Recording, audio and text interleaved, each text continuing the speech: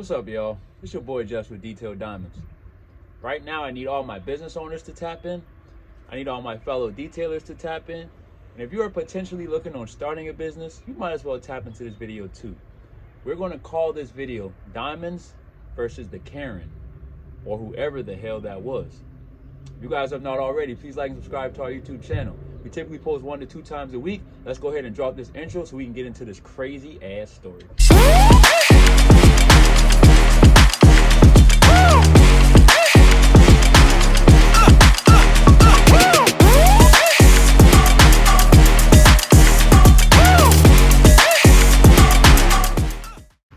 Alright, y'all, so let's go ahead and get to the meat of this story.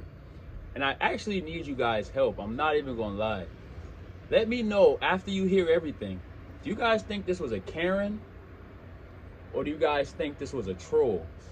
I'm gonna give you both perspectives from my perspective, but I definitely want to hear from you guys, because this situation really put me in a spot and I just didn't like it. You get what I'm saying? Now, on a more positive note, this situation showed me that I have a whole lot of support in my city. So shout out to Charleston, South Carolina. Let's go ahead and get into it. So first mistake number 1 is we don't even work on Wednesdays. And we worked last Wednesday because, as you can see right now, I'm out of town just enjoying myself. So this young lady hit us up and just everything was normal with the prompts, and she asked if she could get her car detailed. She was inquiring about service, and you know me, I inboxed her back and I said, yes ma'am, good morning, how are you doing? Did you have any problem areas, XYZ? So the conversation started to go a little weird after that point. So she told me that she had a Mustang that she wanted detailed, and she said that she wanted every crack and crevices taken care of.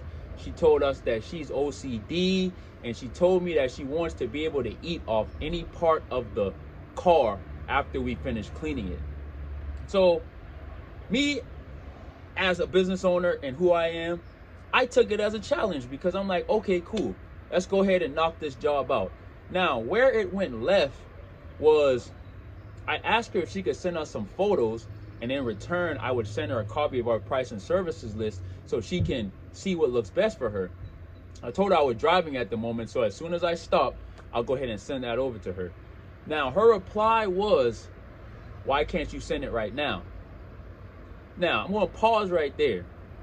You guys, I've been in business for a long time, and one thing that I'm starting to notice, I have like an intuitive feeling about it, is when a client is difficult, when you're trying to schedule an appointment, 9 times out of 10, if you book that appointment, that client will be very difficult.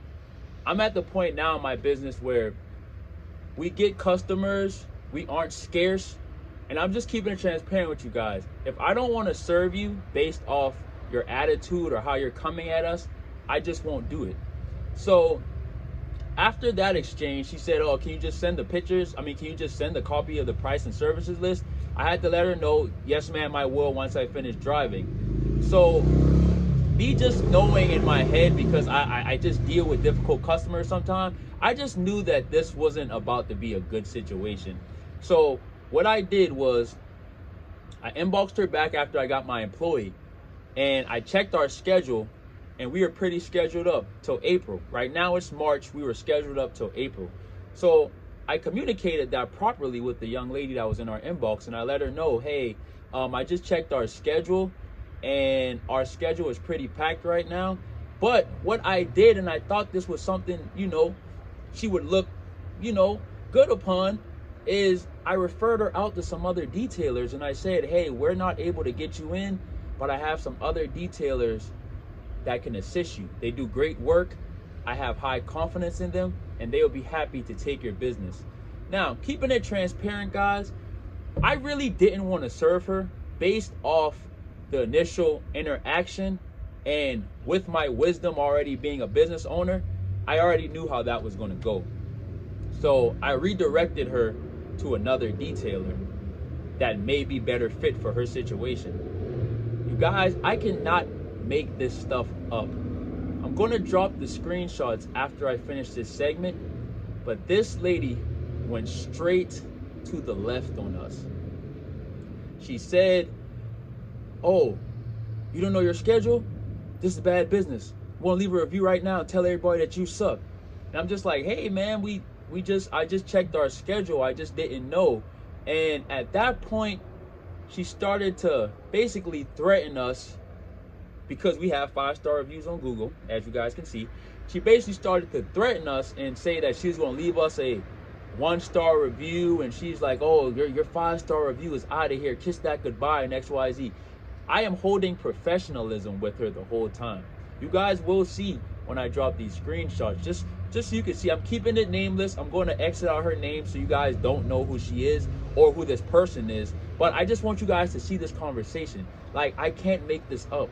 So at that time, I was like, yeah, my intuition served me right. And I stayed professional. I allowed her to vent. I allowed her to get her frustrations out. And that's just what came from the situation. She told me that she was going to make a Facebook post basically saying, "Don't do business with us because we don't do good business."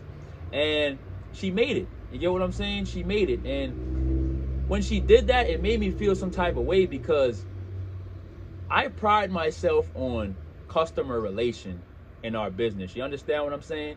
So anyone that comes through our door, I make it my duty to give them personal relation.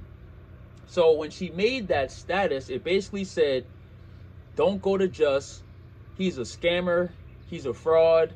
He doesn't know what he's doing in detailing. He's a bad business owner."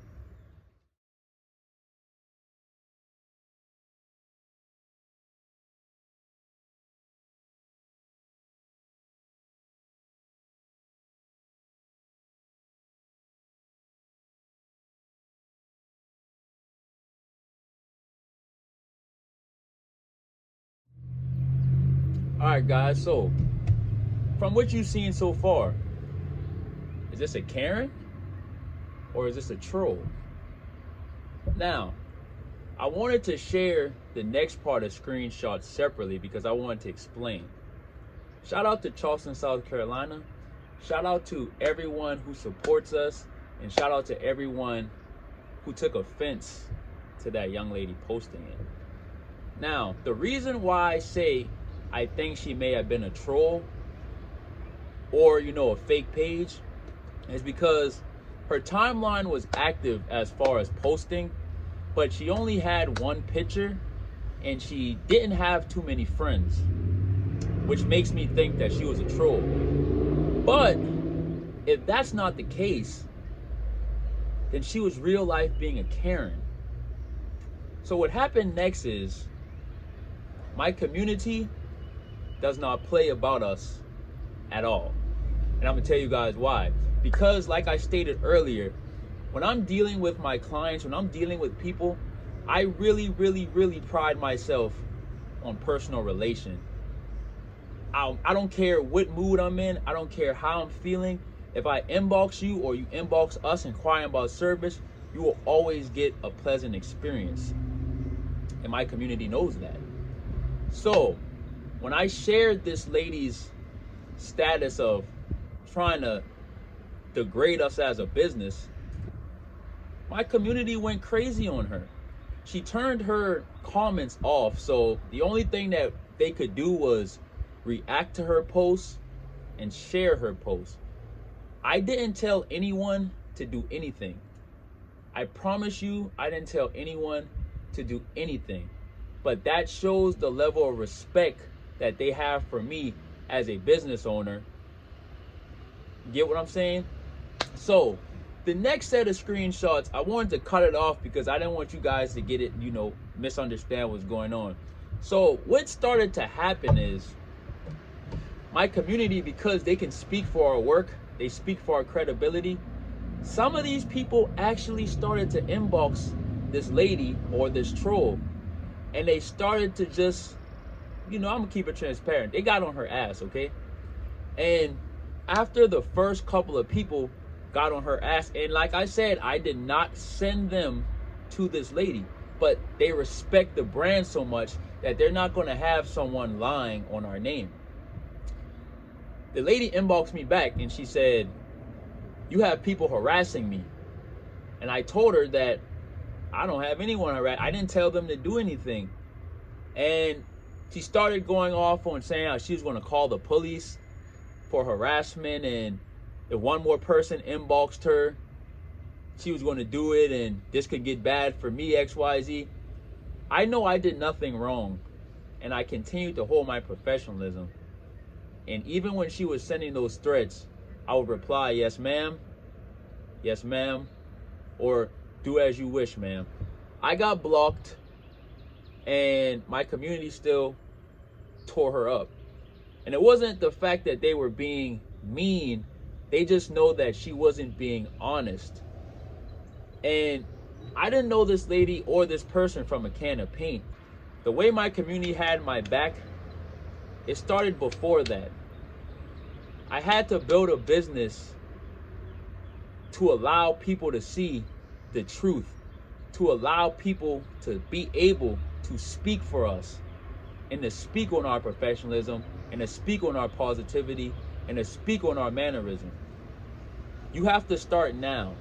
If you're a business owner looking on getting into the business, or if you are a business owner who's already in the business, building a rapport with your community and your clients are essential. Because when things happen like this, it's you versus a client. That outcome can come any way. But when you have a whole community behind you, letting them know that this lady is lying, she had no choice but to fall back.